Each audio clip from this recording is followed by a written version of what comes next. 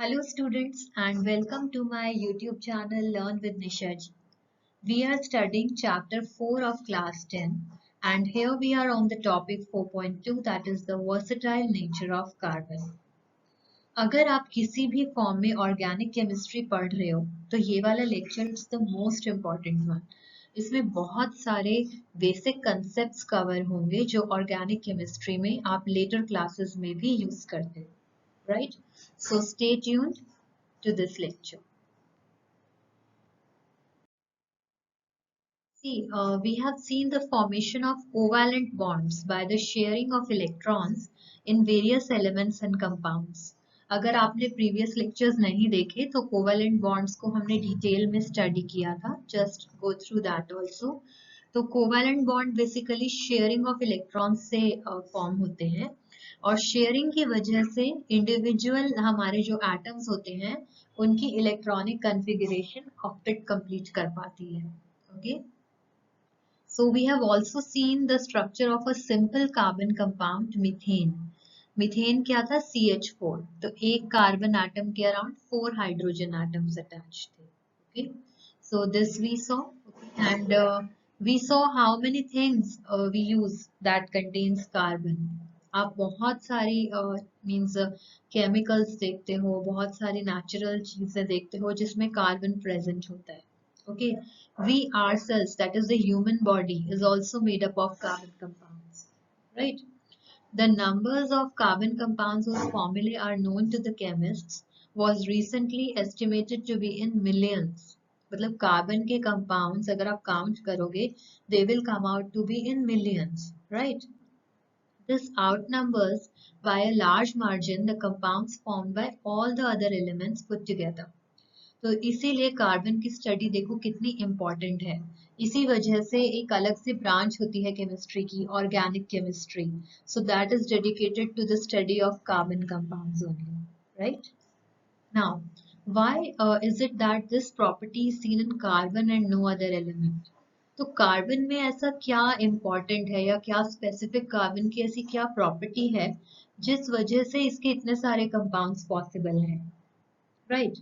तो वो प्रॉपर्टी है the nature of the covalent bond. It enables the carbon to form a large number of compounds. Carbon क्या है? बहुत easily covalent bonds form कर लेता है बहुत सारे डिफरेंट एलिमेंट्स के साथ and carbon to carbon also it can attach. Okay, so that's the reason why we have so many carbon compounds, right? So before we proceed further, you can subscribe my channel to get regular video upload updates and you can complete your syllabus, right? Now we are going to see the two factors that are noticed in case of carbon. First is very important, catenation. We call this catenation. Carbon has the unique ability to form bonds with other atoms of carbon. Okay, this gives rise to large molecules. तो ये जो property होती है इसको हम refer करते हैं as catenation. Catenation is very important. So these compounds may have long chains of carbon, branched chains of carbon. Branch chains कैसी होती हैं अभी हम देखेंगे. And even carbon atoms arranged in rings, ये beautiful rings form करते हैं. Okay, that also we are going to study ahead.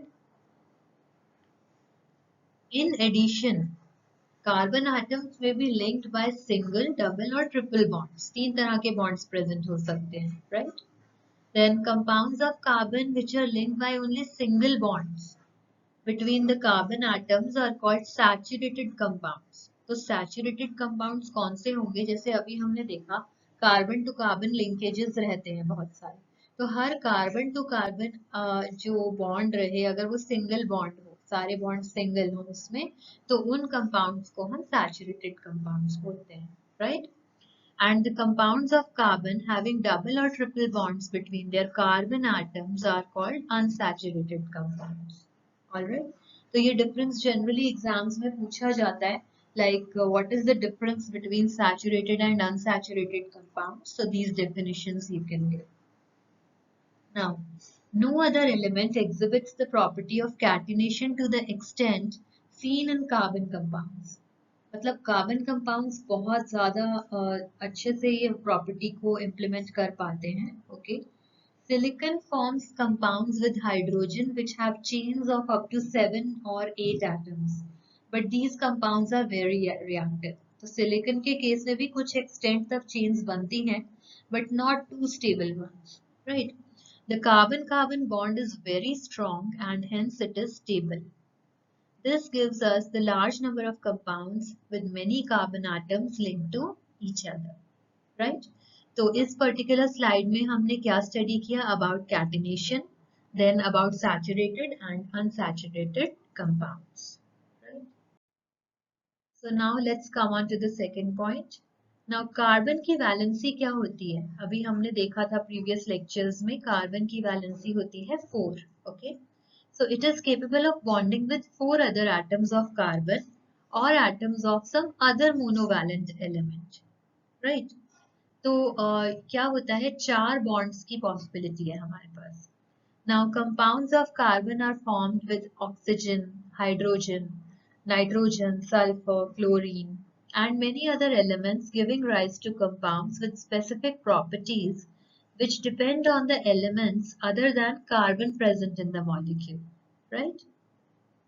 Now again, the bonds that carbon forms with most other elements are very strong, making these compounds exceptionally stable. बहुत stable होते हैं carbon compounds. And one reason for the formation of strong bonds by carbon is its small size. इसका size काफी small होता है, right? This enables the nucleus to hold on to the shared pair of electrons strongly. The bonds formed by elements having bigger atoms are much weaker. ठीक है, छोटे जो atoms होते हैं वो बॉन्ड्स जब बनाते हैं तो वो बहुत स्ट्रॉन्ग होते हैं. बिगर एटम्स में डिस्टेंस बढ़ जाता है, न्यूक्लियस से दूर हो जाते हैं electrons, and so they become weaker, right? Now let us study the saturated and unsaturated carbon compounds. Okay, we will see them in detail. So we have already seen the structure of methane. Methane का हमने देखा था CH4 previous lecture में. Another compound formed between carbon and hydrogen is ethane. Ethane का formula होता है C2H6, right? So first what we do, we link the carbon-carbon atoms together with a single bond. हम यहाँ पे देखो step 1 में क्या करते हैं, एक कार्बन, 2 कार्बन है ना यहाँ पे C2H6 में, तो वी प्लेस द 2 कार्बन्स और दोनों कार्बन्स के बीच में एक सिंगल बॉन्ड प्लेस कर दिया, right? Then we use the hydrogen atoms to satisfy the remaining valencies of carbon. अब देखो हर कार्बन एटम 4 बॉन्ड्स फॉर्म करता है, ओके, तो वो हमें कंप्लीट करना है. 6 हाइड्रोजन एटम्स हैं हमारे पास, तो ये वाला जो कार्बन है इसमें एक बॉन्ड तो इसका यहाँ पे बन गया, 3 बॉन्ड्स और बनेंगे, तो वो 3 बॉन्ड्स और बना के हमने 3 हाइड्रोजन एटम्स यहाँ पे अटैच कर दिए. तो इस वाले कार्बन के चारों बॉन्ड्स कंप्लीट हो गए. तो 6 में से हमने 3 हाइड्रोजन ले लिए, अब कितने बचे हैं, 3 और बचे हैं. तो अब ये वाला जो कार्बन है इसको भी 3 और हाइड्रोजन की रिक्वायरमेंट थी, तो इसके भी 4 बॉन्ड्स कंप्लीट हो गए, इसके भी 4 बॉन्ड्स कंप्लीट हो गए. So this is the structure of C2H6, that is ethane. Okay, अगर हम सिमिलर वे में इलेक्ट्रॉन डॉट स्ट्रक्चर शो करना चाहें तो we can show it like this. हमने क्रॉस से शो किया है कार्बन के इलेक्ट्रॉन्स को और डॉट से शो किया है हाइड्रोजन के इलेक्ट्रॉन्स को, राइट? तो ये कार्बन है, this is carbon, each carbon is having 4 electrons, तो 4 क्रॉस हमने ड्रॉ किए हैं हर कार्बन के अराउंड. तो ये सेंटर में शेयर्ड पेयर हो गया, राइट? एंड एक एक हाइड्रोजन अटैच कर दिया जो यहाँ पे हमारा एक एक सिंगल बॉन्ड बना रहा है, right? So this is the electron dot structure of ethane. Okay. Next is you have to try to draw the structure of propane. Propane क्या होता है, C3H8, right? तो ये आप try कर सकते हो. If you face any problem, you can post it in the comment section. मैं आपको एक hint देती हूँ, जैसे C3 है तो पहले आप 3 कार्बन्स लिखो, right? हम एक रफ स्केच बना लेते हैं. You will place 1 carbon, then bond, second carbon, then bond, then third carbon. अब आपको सभी कार्बन्स के 4 बॉन्ड्स को कंप्लीट करना है, ओके? तो यहाँ पे एक हो चुका है, तो 1, 2 एंड 3, ओके, इसका कंप्लीट हो गया. नाउ दिस वन, इसके 2 बॉन्ड्स ऑलरेडी बने हुए हैं, 2 बॉन्ड्स हम बनाएंगे. ओके इसका एक बॉन्ड बना हुआ है तो 3 बॉन्ड्स हम बनाएंगे। ओके अब अगर हम एक एक हाइड्रोजन यहाँ अटैच करते हैं तो कितने हो जाएंगे 1 2 3 4 5 6 7 8 8 हाइड्रोजन एटम्स अटैच हो जाएंगे तो हमारा C3H8 कंप्लीट हो जाएगा right. So this way try to draw for C3H8. Now you will see that the valencies of all the atoms are satisfied by single bonds between them. हमने सारे single bonds ही use किए okay. So this is again a saturated compound. ये saturated ही बनेगा and saturated compounds are normally not very reactive. ये काफी stable होते हैं बहुत ज़्यादा reactive नहीं होते okay. अब हम थोड़ा unsaturated की तरफ move करते हैं. So we have another compound of carbon and hydrogen that is C2H4 and it is referred to as ethene, right? Now, how can this molecule be depicted? So we follow the same stepwise approach. Carbon-carbon atoms linked together by a single bond. Carbon और carbon के बीच में आपने single bond apply कर दिया, okay? Now we see that one valency per carbon atom remains unsatisfied. So this can be satisfied by the help of double bond. Let's see. तो आपके पास इसमें 2 carbons थे वो तो यहाँ पे यूटिलाइज हो गए।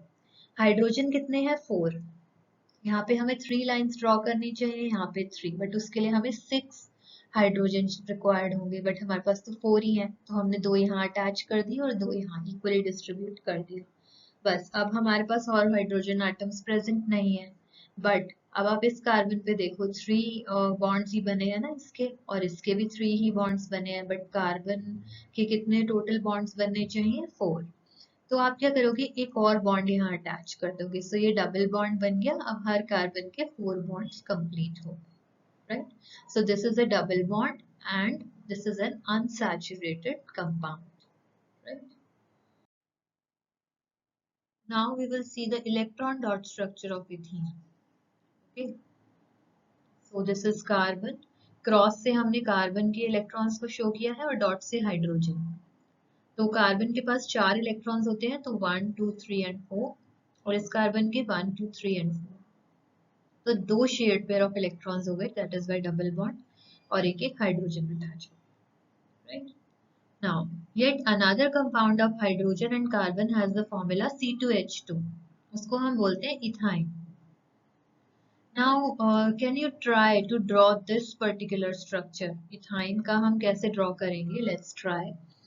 आपके पास 2 कार्बन एटम्स हैं, so 1 carbon atom, single bond, another carbon atom. Hydrogen बस 2 ही हैं आपके पास, इक्वली डिस्ट्रीब्यूट कर देते हैं। एक हाइड्रोजन आप इस कार्बन को दे दो और एक हाइड्रोजन आप इस कार्बन को दे दो। Now hydrogens are done, carbon भी हमारे डन हो गए बट अभी बॉन्ड्स तो कंप्लीट नहीं हुए। कार्बन को 4 बॉन्ड्स चाहिए, यहाँ 2 बॉन्ड्स हैं और यहाँ भी 2 बॉन्ड्स हैं राइट। तो 2 बॉन्ड्स इसको चाहिए 2 बॉन्ड्स इसको, तो यहाँ पे हम अटैच करेंगे 2 बॉन्ड्स तो सबके बॉन्ड्स भी कंप्लीट हो गए। So this is a triple bond form हो गया है यहाँ पे right. So we have drawn this structure and how many bonds are necessary? 3 bonds are necessary. So this is triple bond and जिसमें double और triple bonds रहते हैं compounds में, carbon compounds में, they are unsaturated carbon compounds and they are more reactive than saturated ones. ठीक है, ये थोड़े कम stable होते हैं, इनमें देखो multiple bonds हो गए, right? So now we study the topic chains, branches and rings. ये generally आपको तीनों चीजें मिलेंगी carbon compounds में। तो जो कार्बन कंपाउंड्स हैं ओके तो मीथेन आपने नाम देखे हैं अभी इनके, methane is there, ethane is there, propane is there. तो इनमें देखो रिस्पेक्टिवली 1 2 एंड 3 कार्बन एटम्स होते हैं ओके। सी मेथ 1 एथ 2 prop is 3, just observe this okay। Now such chains of carbon atoms can contain many more carbon atoms. जैसे इसमें 1 2 3 carbon atoms थे ना तो ऐसे 10 हो सकते हैं, 100 हो सकते हैं okay। The names and structures of 6 of these are given in the table which is we are going to see. This table is very important, just try to understand this। Methane okay, methane का क्या formula होता है CH4। Structure अभी हमने देखा इसी form में बनेगा, right? Ethane C2H6, similarly you get the structure. Propane C3H8, this one. Butane C4H10, देखो पहले कार्बन की चेन बनाई 4 कार्बन की, देन हमने हाइड्रोजन अटैच कर दिए. Pentane contains 5 carbon atoms C5H12, similarly, right? Hexane, it contains 6 carbon atoms C6H14, and you get this structure. So just go through this table properly. In case you have any doubts, just post it in the comment section. I would be happy to reply. Okay. So now see, we will see some other possibilities. जैसे हम butane को study करेंगे. So butane contains 4 carbon atoms, right? तो अगर हम simple carbon skeleton बनाएंगे, it will be simple chain like this. पर there are different skeletons possible. Skeleton in the sense like only carbon atoms we are showing, तो carbons को हम ऐसे भी तो attach कर सकते हैं, एक carbon के साथ 3 carbons को attach कर दिए, right?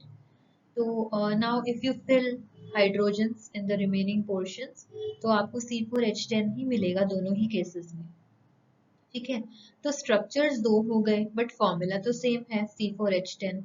तो ये जो कंपाउंड्स है ना, जिनके आइडेंटिकल मॉलिक्यूलर फॉर्मूला होते हैं but different structures are there, they are called structural isomers. Very very important. Structural isomers क्या होते हैं? उनका देखो केमिकल फॉर्मूला सेम रहेगा, जैसे C4H10 है इस केस में दोनों का, लेकिन उनका जब आप स्ट्रक्चर बनाओगे, that structure will be different for both. और जब स्ट्रक्चर डिफरेंट होता है, उसकी वजह से उसकी प्रॉपर्टीज भी डिफरेंट होती हैं. Okay. Now, in addition to straight and branched carbon chains, some compounds have carbon atoms arranged in the form of a ring. Okay, जैसे cyclohexane है C6H12. Okay, हेक्सेन हमने देखा था क्या था, C6, मतलब 6 कार्बन एटम्स प्रेजेंट होते हैं. पर अगर साइक्लो लग गया आगे तो it will be in the form of a cycle. Okay, एक साइकिल बनेगा. This way they are arranged और रिमेनिंग हमने हाइड्रोजन अटैच करे, तो it gives us C6H12, right? So ये सभी स्ट्रक्चर्स बहुत इंपॉर्टेंट हैं एग्जाम पॉइंट ऑफ व्यू से. They are asked many times in the exams. So can you draw the electron dot structure for cyclohexane? You can try. Okay. Now straight chain, branched chain, cyclic carbon compounds, they all may be saturated or unsaturated, right? एक बहुत important compound होता है organic chemistry में, that is benzene C6H6. तो उसका structure आप देखो how it is. 6 carbon atoms are arranged in a ring और alternate double और single bonds हैं इसमें, okay, and H are attached. तो total C6H6 बनता है इसमें, okay. तो all these carbon compounds which contain only carbon and hydrogen, these are called as hydrocarbons. नाम देखो आप, hydro for hydrogen and carbon. तो hydrogen and carbon he present है कुछ compounds में, they are hydrocarbons. So among these जो saturated hydrocarbons हैं, मतलब ऐसे कार्बन और हाइड्रोजन के कंपाउंड्स जिनमें सिर्फ सिंगल बॉन्ड्स प्रेजेंट हैं, they are called alkanes. Okay. फिर जिनमें डबल बॉन्ड या ट्रिपल बॉन्ड है, उन्हें हम अनसैचुरेटेड हाइड्रोकार्बन्स की कैटेगरी में प्लेस करेंगे. ओके. अब अनसैचुरेटेड हाइड्रोकार्बन्स जिनमें वन और मोर डबल बॉन्ड्स हैं, ओके, जैसे मे बी सपोज 5 बॉन्ड्स हैं और 5 बॉन्ड्स में से एक डबल बॉन्ड है और 4 सिंगल बॉन्ड्स हैं, देन ऑल्सो चाहे डबल बॉन्ड एक हो या एक से ज्यादा हो, in such compounds they are called as alkenes. Okay, ये नेम्स आपके बहुत यूज होंगे आगे. And those which contain one or more triple bonds, they are called alkynes. Okay, so 3 categories हो गई hydrocarbons की: alkanes, alkenes, alkynes, right? See, carbon is a very friendly element. Okay, so far we have been looking at the compounds which contain carbon and hydrogen only. Okay, but carbon also forms bonds with other elements like halogens, oxygen, nitrogen, sulfur. Okay, so in a hydrocarbon chain, one or more hydrogens can be replaced by these elements such that the valency of carbon remains satisfied. Okay. So in such compounds, the element that is replacing hydrogen, it is referred to as a heteroatom. Now, these heteroatoms are also present in some groups that we will be seeing in a table right now. And these heteroatoms and the group containing these confer specific properties to the compound, regardless of the length and nature of the carbon chain. So these are called functional groups. ठीक है, अभी हम देखेंगे ये कैसे implement होता है. Functional groups देखते हैं अभी टेबल में. Now, free valency or valencies of the group are shown by the single line. The functional group is attached to the carbon chain through its valency by replacing one hydrogen atom or atoms, right? So this table 4.3 is very, very important. These are some functional groups in carbon compounds. पहले हम समझते हैं functional groups क्या होते हैं. So heteroatom हमारा chlorine हो सकता है, ब्रोमीन atom हो सकता है, right? So this is the class of compounds. Haloalkanes बोलते हैं इन्हें, okay? So it can be chloro or bromo. Chloroalkane, bromoalkane. Halogens का हमने generalized name लिया. नाउ इसका फॉर्मूला क्या होगा. जैसे Cl, आप हाइड्रोजन एटम को रिप्लेस कर सकते हो Cl से या Br से. ओके, तो वो फंक्शनल ग्रुप बन जाएगा उसका. अब ऑक्सीजन होता है जब हेटेरोएटम, तो हमारे पास चार क्लासेस ऑफ कंपाउंड्स बनते हैं. Alcohols, aldehydes, ketones and carboxylic acids. तो अल्कोहल में जो हमारा फंक्शनल ग्रुप रहेगा दैट इज OH. एल्डिहाइड में CHO. तो कार्बन के चार बॉन्ड्स बन रहे हैं ना, एक तो हमारा जो चेन से अटैच होगा, एक हाइड्रोजन को रिमूव करके हम जो लगाएंगे, एक से हाइड्रोजन अटैच्ड है और दो बॉन्ड से oxygen. Ketone is there, so C double bond O, एक चेन यहाँ अटैच होगी, एक चेन यहाँ अटैच होगी. कार्बोक्सिलिक एसिड COOH, इसमें यहाँ पे हमारी चेन अटैच होगी. तो इनिशियली तो आप इस फंक्शनल ग्रुप टेबल को लर्न करोगे, उसके बाद हम देखेंगे कि इसको हम कैसे यूज करते हैं. Next, we have homologous series. Now, you have seen that carbon atoms can be linked together to form chains of varying lengths. And these chains can be branched also. Okay. And in addition, hydrogen atom or other atoms on these carbon chains can be replaced by any of the functional groups, which we have seen now. Okay.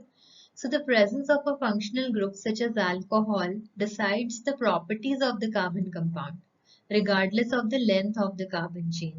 ये चीज बहुत important है. अभी देखते हैं इसको कैसे. जैसे एक फंक्शनल ग्रुप अभी हमने देखा था OH, that is for alcohols. Okay, तो आपकी जो कार्बन चेन है उसमें एक कार्बन एटम हो सकता है, दो हो सकते हैं, तीन हो सकते हैं, चार, आप देख सकते हो. पर अगर आपने एक हाइड्रोजन रिमूव करके ये OH ग्रुप अटैच कर दिया सब में, तो इन सब की जो केमिकल प्रॉपर्टीज हैं वो ऑलमोस्ट सिमिलर होंगी, बहुत सिमिलैरिटी शो करते हैं. ओके, तो इन्हें हम एक सीरीज ऑफ कंपाउंड्स के फॉर्म में स्टडी करते हैं. They are having the same functional group substitute for hydrogen in a carbon chain, and इस सीरीज को हम एक स्पेशल नेम देते हैं, that is the homologous series. Right. Now if we look at the formula of successive compounds, अगर आप इन दोनों में देखोगे कि क्या डिफरेंस है, तो आपका जो डिफरेंस होता है वो CH2 यूनिट का है. ओके, अगर आप इसमें CH2 ऐड करो तो ये बन जाएगा, फिर CH2 इसमें ऐड करो तो ये बन जाएगा, and so on. Okay, now what is the difference between the next pair, propane and butane. तो प्रोपेन और ब्यूटेन में भी देखोगे तो आप CH2 ही होगा. Can you find out the difference in molecular masses between these pairs? क्या difference होगा? Carbon is 12 units, hydrogen is 1 unit, तो आपका CH2 है, तो 12 plus 2, that is 14 units का difference होगा, right? Okay, now let us see the homologous series for alkenes. Okay, तो इसमें देखते हैं C3H6, C4H8, C5H10. इसमें भी हमारा जो डिफरेंस है वो CH2 यूनिट का है. ओके, नाउ जनरल फॉर्मूला अगर हम लिखें एल्कीन्स का, तो अगर फर्स्ट कार्बन के n एटम्स हैं तो हाइड्रोजन के आप ऑब्जर्व कर सकते हो 2n एटम्स हैं. Okay, CnH2n, right. तो क्या आप जनरल फॉर्मूला जनरेट कर सकते हो एल्केन्स का और एल्काइंस का? Try to do that and post it in the comment section. अगर आपको कोई problem face होती है, just let me know. Okay. Now, as the molecular mass increases in a homologous series, a gradation in physical properties is seen. Melting and boiling points will increase with increasing molecular masses. Okay. And similar gradation आप देखोगे physical properties में like solubility in a particular solvent. Okay. But chemical properties जो होती हैं वो similar ही रहती हैं in a homologous series. Correct? Now you have a small activity. You have to calculate the difference in the formulae and molecular masses for these particular ones. Okay. जैसे हम एक के लिए करके देखते हैं. Suppose we see this one. ठीक है. इसमें OH और OH तो similar है. You can see. कार्बन में कितना डिफरेंस है 1 का तो C और हाइड्रोजन्स में कितना डिफरेंस है 2 का. इधर 5 है इधर 3 है तो CH2 तो CH2 का डिफरेंस है. और मास का कितना डिफरेंस हो जाएगा कार्बन इज 12 हाइड्रोजन इज 1 तो 12 plus 2 into 1 that is 14 units का डिफरेंस रहेगा मास के अंदर. Okay molecular mass. तो is there any similarity in these three. आप चेक कर सकते हो. इसमें भी आपका CH2 का डिफरेंस आएगा और इसमें भी CH2 का डिफरेंस आएगा और मॉलिक्यूलर मास का डिफरेंस भी 14 यूनिट्स ही रहेगा. Right. Now arrange these alcohols in the order of increasing carbon atoms to get a family. Can we get this? Can we call this family a homologous series? अगर आप increasing में arrange करोगे तो first क्या आएगा CH3OH, then C2H5OH, then C3H7OH, then C4H9OH. ये हमारी series बनेगी. तो yes, obviously it is a homologous series. इसमें CH2 का ही डिफरेंस है सब में. ओके. और ये अल्कोहल्स की सीरीज बन रही है. OH फंक्शनल ग्रुप है. Okay. Now generate the homologous series for compounds containing up to 4 carbons for other functional groups. Other functional groups जैसे suppose हम halogens में Cl को लेते हैं तो हमारी क्या सीरीज बनेगी. It will be CH3 बस आप OH को रिप्लेस कर दो Cl से तो CH3Cl. Okay.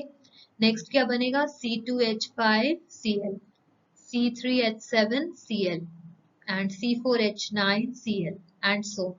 Right? So it's quite simple. Next comes a very important topic as far as exams are concerned, that is the nomenclature of carbon compounds. Nomenclature बहुत important topic है for carbon compounds क्योंकि आप देखो millions of compounds are there and each compound has to have a unique name जो कि universally accepted हो international level पे हर country में वो ही नाम सब बोले.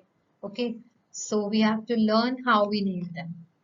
Okay, so the names of the compounds in a homologous series are based on the name of the basic carbon chain modified by a prefix. Prefix क्या होता है phrase before और suffix that is phrase after indicating the nature of the functional group. Right? Alcohols के names हैं जैसे methanol, ethanol, propanol, butanol like this. तो आप इसमें क्या कर रहे हो initially जो prop, but, meth, eth ये denote कर रहे हैं number of carbon atoms in the chain. Okay? और जो हमारा जो suffix है last में OL that is denoting alcohols है ये. Okay? तो आप कैसे इसके क्या स्टेप्स फॉलो करोगे किसी भी कंपाउंड को नेम करने के लिए. In the first step you identify the number of carbon atoms in the compound. Okay. जैसे एक एग्जांपल लेते हैं सपोज 3 कार्बन एटम्स हैं तो उसमें प्रोपेन प्रोप जो है हमारा वो वर्ड यूज होगा. Right. In case a functional group is present it is indicated in the name of the compound with either a prefix और अ सफिक्स. ओके. हम अभी देखते हैं कैसे होगा. अब अगर फंक्शनल ग्रुप का नेम हमने सफिक्स की तरह यूज करा है and suffix of the functional group begins with the vowel AEIOU. Okay. तो क्या होगा then the name of the carbon chain is modified by deleting the final E and adding appropriate suffix. अब हम एक example देखते हैं. Okay. जैसे suppose 3 carbon chains का कीटोन ग्रुप है. कीटोन में हम ओन सफिक्स यूज करते हैं और जो हमारा 3 के लिए हम प्रोपेन यूज करते हैं. ओके. तो प्रोपेन के बाद जो हमारा सफिक्स आ रहा है, उसमें एक वॉवल आ रहा है ओ, तो आपको क्या करना पड़ेगा, ई को डिलीट करना पड़ेगा यहाँ से, तो ये बन जाएगा propanone. Okay, this is the way. उसके बाद if a carbon chain is unsaturated, then the final ane in the name of the carbon chain is substituted by ene or ine. ene होता है डबल बॉन्ड के लिए, आइन होता है triple bond के लिए। ओके, तो डबल बॉन्ड में जैसे प्रोपीन हो जाएगा, ट्रिपल बॉन्ड में प्रोपाइन हो जाएगा।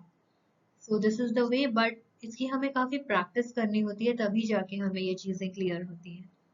सी ऑर्गेनिक केमिस्ट्री का आप फर्स्ट लेक्चर देख रहे हो, तो आपको काफी सारे डाउट्स या कंफ्यूजन हो सकते हैं, आपको एक ही बार में समझ नहीं आएगा, तो आप इस लेक्चर को कई बार देखोगे, प्रॉपर हैंड में नोटबुक और पेन लेके नोट्स बनाओगे, लिख के देखोगे चीजों को, स्ट्रक्चर्स को ड्रॉ करके देखोगे, तो आपको ज्यादा क्लैरिटी आएगी। और फिर भी अगर आपके कोई इंडिविजुअल डाउट्स होते हैं, तो you can attend the weekend free classes, live session I will hold, and you can attend that class and clarify your doubts. Okay, okay, next is the nomenclature of organic compounds. एक tabular form में हम देखेंगे कुछ examples, this will make the things more clear. Hello alkene, okay, जैसे इसमें पहले आप carbon count करो, कितने हैं, 3 कार्बन्स आर देयर, तो आप देख इसमें लिखोगे प्रोपेन, क्योंकि सिंगल बॉन्ड्स ही हैं सारे। ओके, प्रोपेन, और इसमें फंक्शनल ग्रुप देखो कौन सा है, क्लोरो, सो क्लोरो प्रोपेन। ओके, सिमिलरली ये सेम ही स्ट्रक्चर है, बस बी आर अटैच हो गया, तो ब्रोमो प्रोपेन। ओके, अल्कोहल, सब में देखो 3 कार्बन ही हैं, तो यहाँ पे प्रोपेनॉल हो जाएगा। एल्डिहाइड में सफिक्स होता है एल, प्रोपेनॉल। कीटोन में सफिक्स होता है ONE, प्रोपेनॉन। ये अभी हमने देखा था ना, ई रिमूव कर देते हैं यहाँ से। कार्बोक्सिलिक एसिड, ओइक एसिड लगता है इसमें, so propanoic acid. Alkenes, propene, alkynes, propyne. ये आपको देखने में लगेगा कि हाँ हमें सब समझ में आ गया, हम ये कंपाउंड आएगा तो बहुत इजीली इसका नाम लिख देंगे, but no, you have to write and practice. आप जितना इसको लिख के प्रैक्टिस करोगे, it will be more helpful for you, right? So thank you for watching the lecture with so much patience. I hope your basic concepts of organic chemistry are clear here. So stay tuned to my channel, Learn with Nisha ji, for more updates. Thanks.